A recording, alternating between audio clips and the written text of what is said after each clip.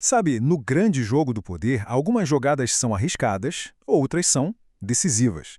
Mas a mais perigosa de todas é jogar sem saber quem está do outro lado da mesa. Bem-vindos à nossa análise da Lei 19, uma regra que é absolutamente fundamental sobre o perigo de subestimar as pessoas. E essa é a pergunta que fica no ar, o centro de toda essa lei. Pense um pouco, aquele colega de trabalho que é mais na dele, um concorrente que parece inofensivo, ou até um conhecido novo. A verdade é que a aparência quase nunca conta a história completa, e um erro de cálculo, um julgamento errado, pode trazer consequências que a gente nem imagina. E aqui está a grande ideia. Enxergar mal o caráter de alguém não é só uma gafe social, sabe? É uma falha tática que pode custar tudo. Nesta análise, a gente vai mergulhar numa história impressionante sobre a queda de um império por causa desse erro. Vamos decifrar a mentalidade certa para evitar isso e, claro, trazer essa lição para o nosso dia a dia. Para a gente entender o peso dessa lei, vamos voltar no tempo, lá para o século XIII.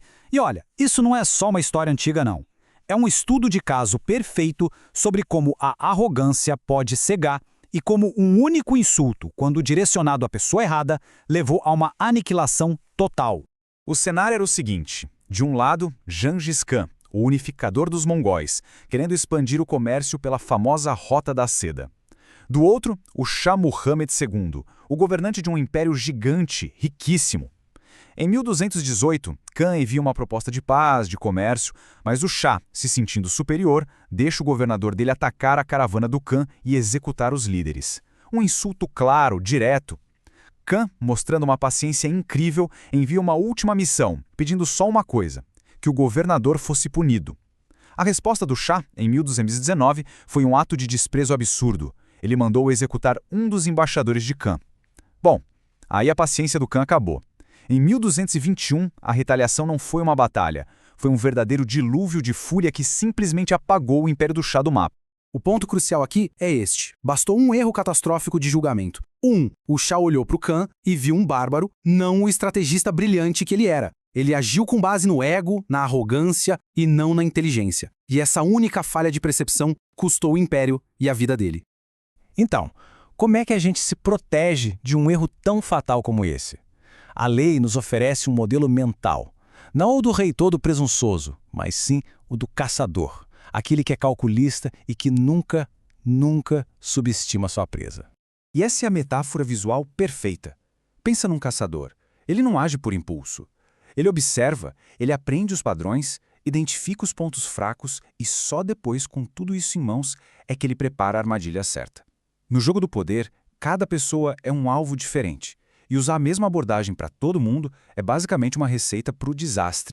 E essa tabela aqui resume tudo de forma brilhante. O ignorante, como o Shah, reage com base na emoção, confia só na aparência e despreza o que não conhece. É um caminho direto para a vulnerabilidade.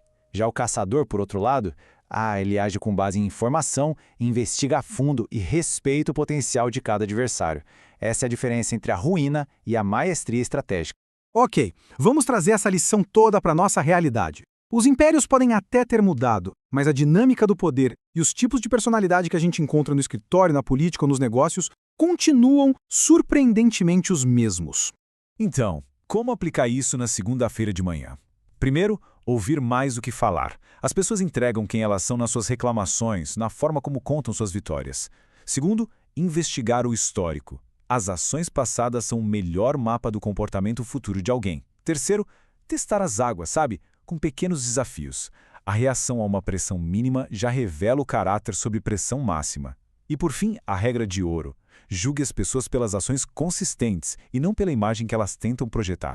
Agora, vamos destilar o que há de mais essencial nessa lei.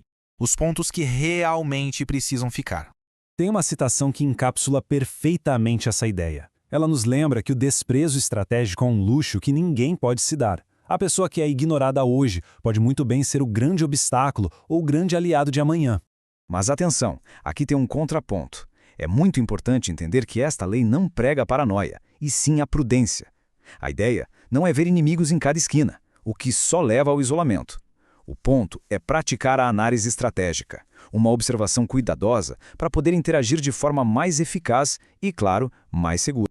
E agora um quiz rápido, só para a gente ter certeza de que a ideia ficou clara. Qual foi o erro mais crítico do Shah? A. Recusar um acordo comercial.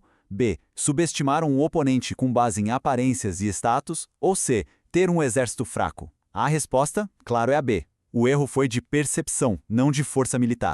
Para a gente fechar, vamos recapitular os 3 pontos essenciais. Primeiro, nunca confie em fachadas. Investigue a fundo. Segundo, as ações repetidas ao longo do tempo são o único currículo que realmente importa. E terceiro, um insulto que nasce da ignorância pode custar muito mais caro do que uma guerra declarada. E fica aqui um pequeno desafio prático. Nesta semana, observe uma pessoa no seu círculo profissional cujo caráter ainda não esteja totalmente claro. O objetivo não é julgar, mas sim entender. A observação paciente é a ferramenta primária do poder. Com esse pensamento, a gente fecha a Lei 19. Na próxima análise, vamos explorar a Lei 20, o perigo de se comprometer com um lado. Até lá!